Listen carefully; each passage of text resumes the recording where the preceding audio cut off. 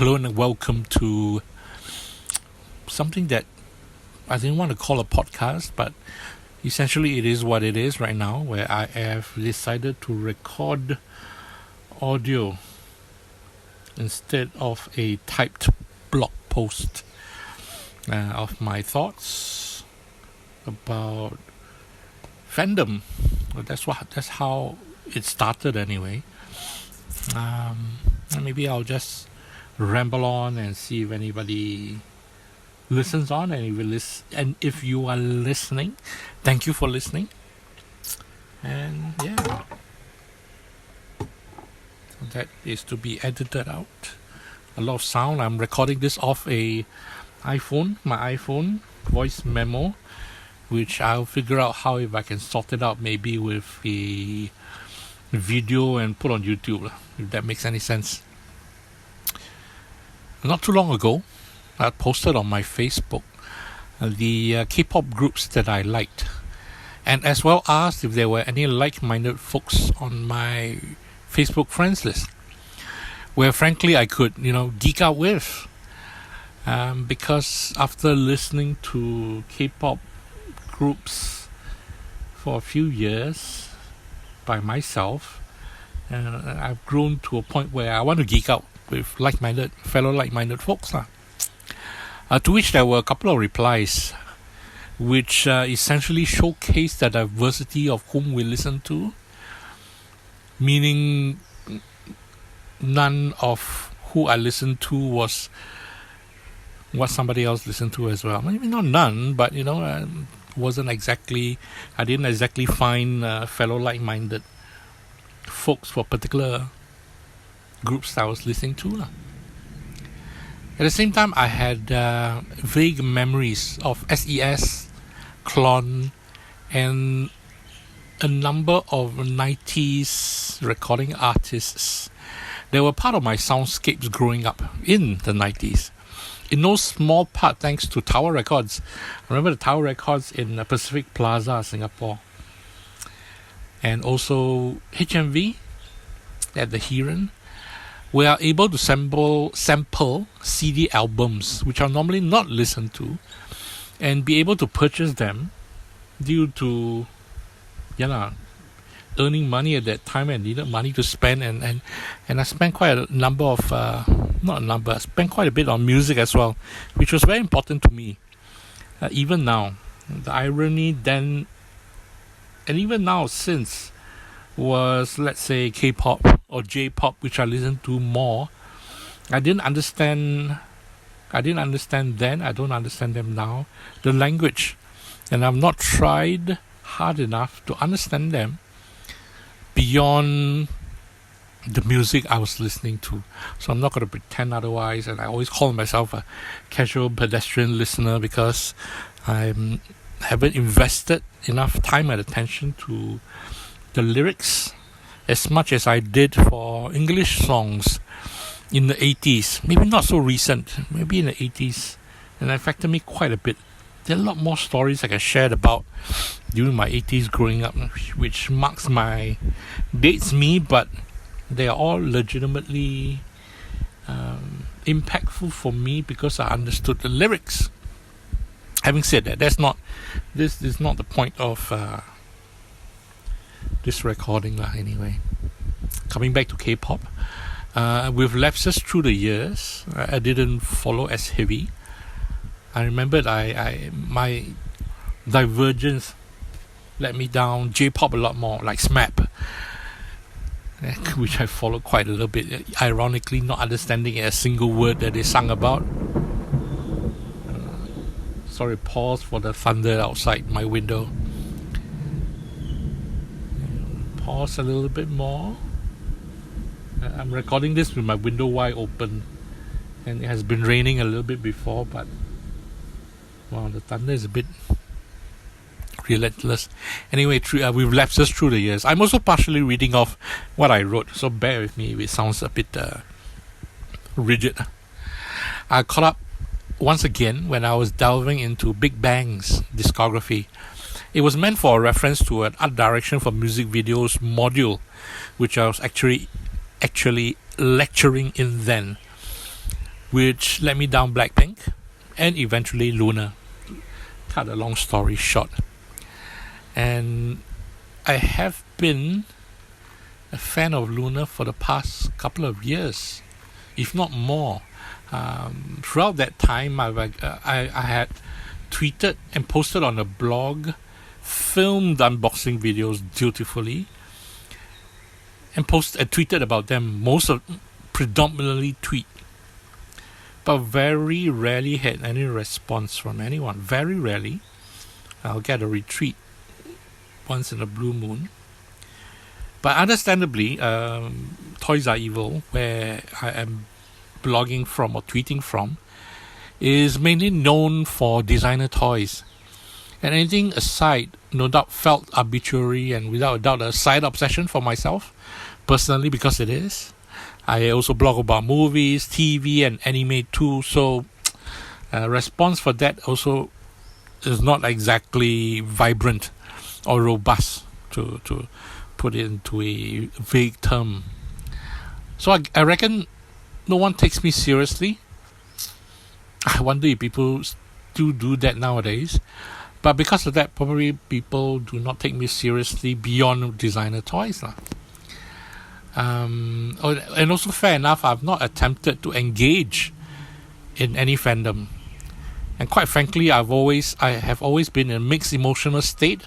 It's like a pendulum swing between sincere supporters and also lying shit talkers, which is gives me a flashback to the days of collecting comic books, where my allegiance to either Marvel or DC Comics meant I was a part of the other side, with exceedingly few in the middle ground, for which I suspected a lot more people have kept quiet about what and who they read because of such a situation. Because that's what I did, so that we could continue to enjoy our reads without being accused of being another. It's one thing where we talk about this as a half-joking manner, but in the aspect where we're so fully invested and obsessed with what we do, that actually is a stronger point than anybody would claim otherwise. Imagine this. Amongst my schoolmates already reading a comic back in the days, in the early 80s, all the way to me growing up, it's already out of the norm for folks. Back then when people cry geeks, nerds, and nowadays after Marvel movies have hit it big, everybody read comic books and claim to read comic books. But back then, no man, it's something that we kept quiet to ourselves about, because we don't want to be ostracized by other people, or rather the people I was surrounded with, to not be ostracized and be that weird kid who reads comic books and has lost touch with the world, because these are things that were said to me. And then the only other solace we gained was being in a comic book shop that we went to every week when it's release day, be it Wednesday, Thursdays or Fridays. It changed through the years and you recognize people that some have become friends through the years and some remain as faces because we don't necessarily talk to each other. We're not as gregarious, or maybe I'm not as gregarious as we are. So we are already facing that sort of prejudice to a degree in our lives to enjoy what we want. And we do not want to face more prejudice. Does that make sense? Or maybe there's too much chip on my shoulder. But the reality is such. I remembered, besides the comic aspect, where I decided to not engage in folks because I sort of got tired of needing to participate in discussions. That's a nice way to put it. Me, I'm a solo person now. Participate in discussions about who is better and who is not. And maybe that's the stigma that stuck with me, that I decided not to engage in it and just buy what I liked, enjoy reading what I liked, and that was enough. Only once in a while, like I mentioned, catching a glance and a casual nod from fellow like-minded comic book folks in the stores, which is pretty screwed up. Unless you're talking about a full-on solitary endeavor, right? Alternatively, we could all revel in the annual comic book or Comic-Cons together under the same roof. And that's the joy I felt in the Comic-Cons that we had gone to in Singapore anyway. I've not stepped outside of Singapore, where it's like a same situation from comic book shops. We go step in, we see everybody around us. Oh wow, he enjoys this, she enjoys this. This is great, but I don't know who they are. Oh wow, yeah, it goes back to the solitary thing. And once in a while, it comes to a point where, I admit I also want to have a little bit of engagement, because the engagement fulfills an aspect of the enjoyment that I have. And it's not just reading comic books by myself. I remember back in the days, I'm spilling a bit. Back in the days where I remembered in a lot of my relationships, personal relationships, I've always asked for a day in a week where I don't necessarily need to meet anyone, where it's a day to myself, and that day is drop day, where I go to the comic book shops. Yes, very indulgent, very selfish of me, I know. Where I go to the comic book shops, do my pulls from my pull box, bring my comics home, lie in the bed on my stomach, choose the comics I want to read in order. I always leave the books I highly anticipate the most being my last reads, versus the comics that will rev me up, the stories in the beginning and until the last comic that blew my mind, that I can go to bed or I can sleep or I can carry on with my life, still indulged in the story I just read, versus needing to meet someone, to engage in someone which I know I will not be able to commit full attention to, so which is not fair. Having said that, even with that, the struggle of it is a struggle, I'm not going to deny. Even that is a struggle between needing to enjoy what I enjoy selfishly, and also to justify what I enjoy.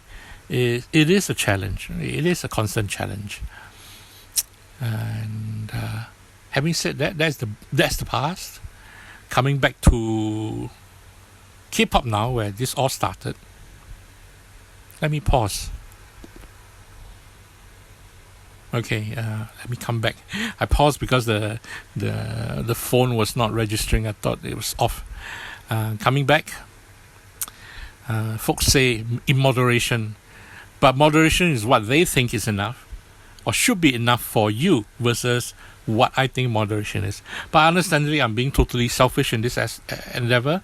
I'm not engaging in my partners with a S. Thoughts of what I enjoy. So a lot of times I enjoy by myself. I do not share. Hence the quandary of sharing what we enjoy versus sharing to myself. Enjoying by myself. Fast forward now. In these days, in the world of social media right now, where I feel we live a parallel universe to the rigors of business and commerciality. I mean, the irony does not escape me, because all of this is commercial. The fandom is the group. The fandom is the group we listen to or read. The good and the errant, the preachers and the toxic. Yes, all fandoms contain all aspects and ends of spectrums, different ends of spectrums. But to the casual person looking in and on the edge of standing anyone, that person that will be alongside you, enjoying what you are going to enjoy, to me, does make a difference. And all this came to a head, especially this weekend. Actually, this weekend, on the days that led to this weekend, where I had the overwhelming response and Twitter welcome by the fandoms of Dreamcatcher. And that literally, and I didn't expect that to affect me that it has. For the few days leading up to this, especially when Dreamcatcher launched their Apocalypse Save Us album, second mini album, which I cannot help but adore because I did a full album listen thanks to videos on YouTube from the Dreamcatcher website itself. I mean the YouTube channel itself. And now I have to crack my brains how to get my hands on the album. Online purchase is one thing, but I really want to purchase in hand. But being able to do that in Singapore is not a whole new round of story, which I will not get into now. Coming back to the genesis of this conversation I'm having right now to myself, speaking to a phone, a recording of myself, is the overwhelming support. I'm getting emotional because it really feels different. It really feels I'm trying to capture a word. I'm stuttering. I might come with a word later on, but right now it's a wholly welcoming aspect of being a part of liking something or someone. We're not talking about the future. We're not talking about the past. We're talking about now, because whatever past that has happened, it belongs to us, what we'll live through. It belongs to the artists and how they perform their stories behind themselves, to the fandom, to each and everybody's own story, how they got engaged and how they got engaged to liking the band, the group, their personal stories. All of these all accumulates into what I feel even at this point right now is the fandom, because that is important. It's a collective of people who enjoy something. It's as simple as that. And I'm feeling this overwhelming positivity versus quite a level of negativity for the past couple of weeks, probably because of Queendom. I've devoted quite a number of my man hours into Queendom beyond my set tasks for my blog. I'm getting really obsessed with Luna on Queendom. But at the same time, the level of negativity that I've been reading versus the sheer amount of positivity, I want to say balance out, but it actually does not. Maybe I'm in a feel good era of wanting to enjoy something with a collective of people, but sometimes needing to have to justify why I enjoy someone is not something that I am currently looking forward to be engaged in. Does that make sense? As selfishly as it sounds, but at this point I feel I have to be selfish because it's what I enjoy. I'm not enjoying what I'm enjoying for someone else's sake. I'm selfishly enjoying it because I enjoy it, and if I can be a part of folks who do enjoy and promote someone we love, all the more positive, and it's a fulfilling aspect to be a part of. That makes sense. It's different from I bought multiple albums of their latest release. No offense to people who have, because I wish I could as well. I've developed this need to get photo cards, but at the same time I have to end up moderating myself, thanks to all my past friendships telling me moderate. I am a middle-aged bearded Chinese man that, if gone too obsessive, might be a problem. As much as I am obsessed with toys, that is already a part of my life. And at the same time, now I'm not trying to stop myself, I'm trying to self-regulate, but at the same time, with my sheer amount of tweeting, I'm sure folks who are on my tweet list, who are on my follower list, who have zero appreciation of what my obsession with K-pop, with Luna, Dreamcatcher, and whoever I'm listening to, probably just bear with me or they mute me. No offense, I totally understand if that's what everybody or that's what you folks are feeling. All good. I'm already selfishly indulging in what I like, especially with social media, which I have through the years, actually until now, developed the need to want to share what I like versus needing to talk negative about what I do not like. Because not say maybe, I will admit, in my context, I'll rather devote time to speak about something that I enjoy than to waste valuable resources and effort to talk about something I don't like. I just don't talk about it. I don't bring attention to it because publicity, good or bad, is still publicity. And if I don't want to engage, I don't engage. Now, maybe that's just me. And if that colors me selfish, so be it. It is not a claim to who I aspire to be. No, maybe I do. But it is not necessarily a claim to who I am versus who I aspire to be versus what I aspire to do to promote, at least on social media, at least on Twitter, at least on maybe even Instagram, Facebook as well. Facebook, I've tried to engage, but folks do not engage. All of my follows are organic. I don't pay for any follows. But having said that, because of that, engagement with my posts are always limited. So it's part and parcel of why I talked about the business and commerciality, because all of this is business and commerciality. Me talking about what I love, I also need to buy into what they have to support the bands that I listen to as well, because none of this is charity. People need to survive and thrive and be able to do the next recording, do the following, whatever dictates their musical journey to be, that is meant for their evolution and their journey, as well as my enjoyment as a personal, in my personal enjoyment, not personal, anything beyond my personal enjoyment. But having said that, and I realize I've been rambling and not looking at anything else with my eyes closed. No one is policing anyone, much less myself to anyone. And all of this just started with me wanting to talk about and thank the fandom of Dreamcatcher for welcoming me, and the overwhelmingly positive feelings I have now on a rainy Sunday.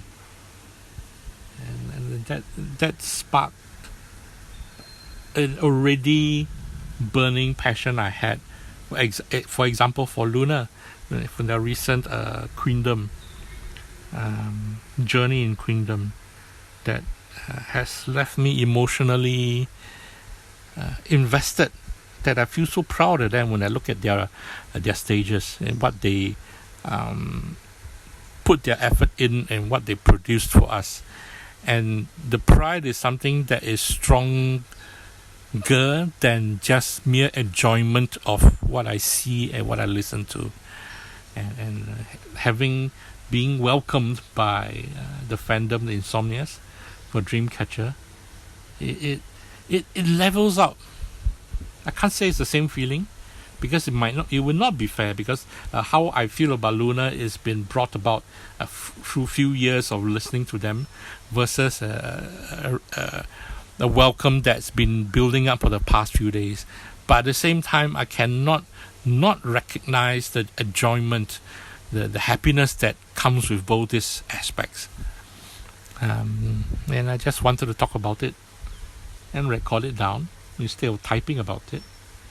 And maybe after this, hope that this gets into the ears of whoever is listening in and enjoys listening in. It's all good if you don't want to listen to my voice. It's all good if you have different opinions than what I have. It's all good. Then to me, that's the aspect of the freedom of what we do and enjoy. But at the same time, I appreciate the spreading of love, the sharing of love. And maybe I'll just stop where I am now and go back to my tasks for the rest of my Sundays. staring out the window and looking at the rain. Not so drama lah, things I need to do in preparation for the coming week ahead. Yeah. Thank you all for listening. Have a good Sunday ahead. Bye-bye.